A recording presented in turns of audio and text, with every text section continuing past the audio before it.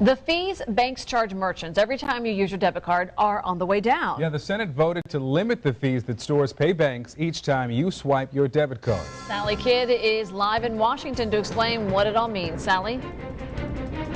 Well, Victor and Tiffany, consumer advocates say it could mean you'll pay lower prices at the store and higher fees at the bank.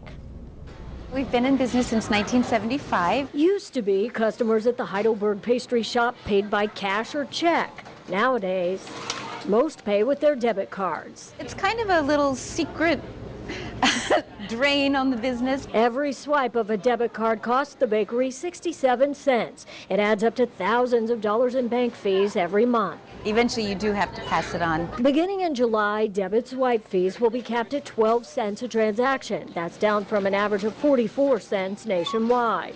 The way we're looking at regulating the debit card industry is flawed. A bipartisan group of senators tried to prevent the Federal Reserve from lowering the fee. Among the objections, that the cap on fees will hurt smaller banks. We lose the banks in our small towns in Montana or Wyoming or Tennessee, and you can put another nail in the coffin of rural America. The lower swipe fees are part of a financial reform overhaul Congress passed last year. This is an historic moment in the Senate.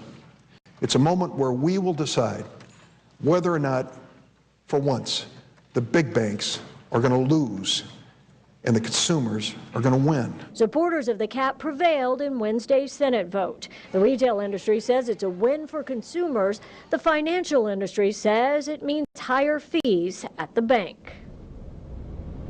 And the American Banking Association says those fees are for basic banking services like the amount you'll pay for a checking account. Live in Washington, Sally Kidd, WPBF 25 News. Tiffany. Well, Sally, this issue has pitted two huge industries against one another. How big was the lobbying effort on this measure?